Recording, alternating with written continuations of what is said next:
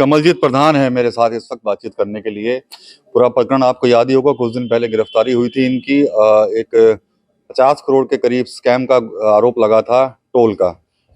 जब से गिरफ्तारी हुई थी उसके बाद से लगातार समाजवादी पार्टी के जो लोग हैं वो बीजेपी सरकार पर और बीजेपी के कुछ जनप्रतिनिधियों पर जो है वो गंभीर आरोप लगा रहे थे। कैराना सांसद इकरा हसन भी काफी भड़की हुई थी। इसके अलावा जो समाजवादी पार्टी के राष्ट्रीय महासचिव हैं चौधरी रुद्र सेन, उन्होंने भी कहा था कि भाई ये बहुत गलत हो रहा है और कुछ लोग जो है वो साजिश के तहत कमलजीत प्रधान को जो है वो टारगेट कर रहे हैं और उनकी गिरफ्तारी करवाई गई है। अब बाहर आए हैं जेल से कमलजीत प्रधान, तो आज इनके ऑफिस पर थे, तो यहाँ पर तमाम लोग इनके शुभचिंतक मिलने के लिए आए हुए हैं। पूरी बात जानने की कोशिश करेंगे कि आखिर हुआ क्या था और जो आरोप इनके ऊपर लगे हैं उस पर ये क्या कुछ कहते हैं। कमलजीत भाई, ये बताइए कि आप पे आरोप लगाया गया कि 50 करोड़ का स्कैम किया गया आपने, आपके लोगों ने टोल का, उसके बाद आपके पर मुकदमा लिखा गया और आपको जेल भेज दिया गया। बिल्कुल, ये मैंने भी अखबार के द्वारा आज पढ़ा कि 50 करोड़ रुपए उन्होंने बताए।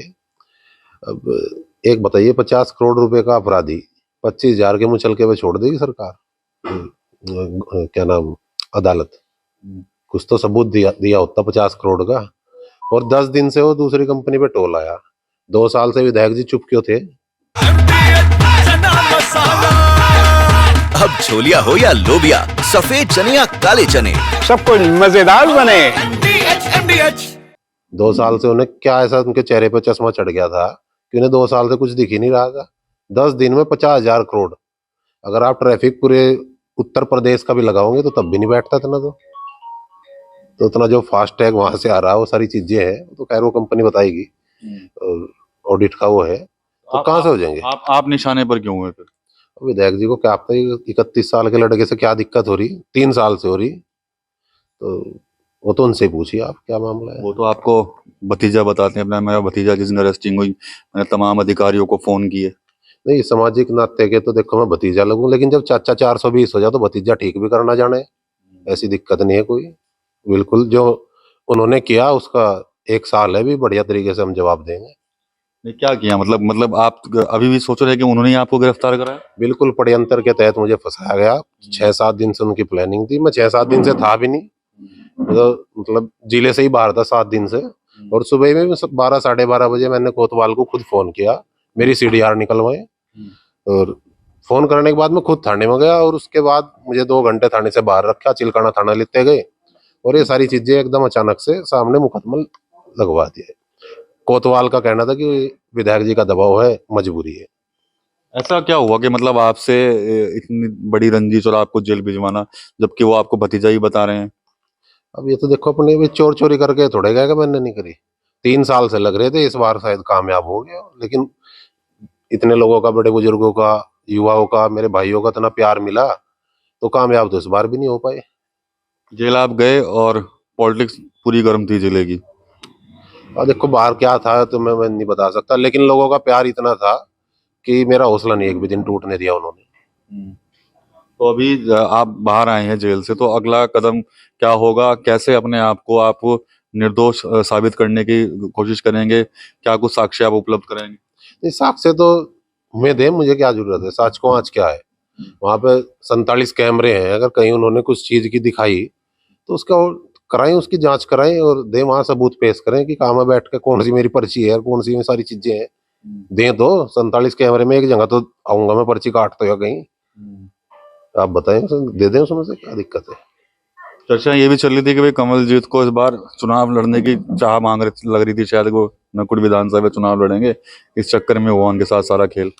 अब देखो, ये तो हमारी पार्टी तय करेगी कौन लड़ेगा कौन नहीं लड़ेगा, और हर आदमी की इच्छा होती है राजनीति में, मेरी भी इच्छा है। अब वो तो विषय नहीं है। अब उन्होंने इस चीज को टारगेट मान लिया कि इससे मुझे दिक्कत है, तो हो सकता है उनकी यही मनसा हो। क्या दिक्कत हो सकती है?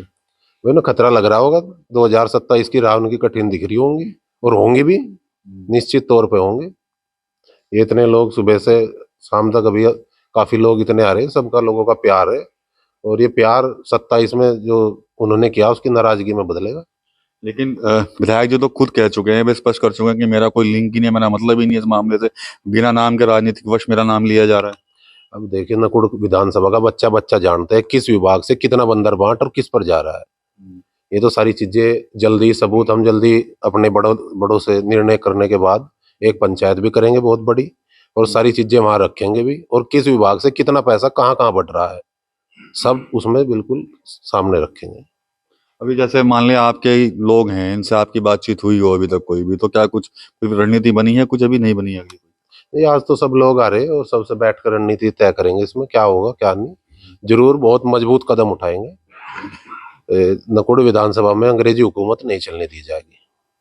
मतलब क्या अंग्रेजी हुकूमत चल रही है अभी? हाँ, एक विधायक की अंग्रेजी हुकूमत चल रही है और वो उसको जानबूझ के चाह रहा है कि भाजपा बनाम सपा कर दूं।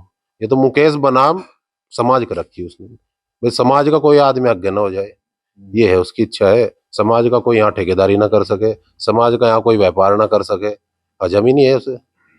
मतलब ये कि आप आगे बढ़ रहे थे तो ये बात हजम नहीं हो पाई? हाँ, यही जग जाहिर है, तो सबको पता है।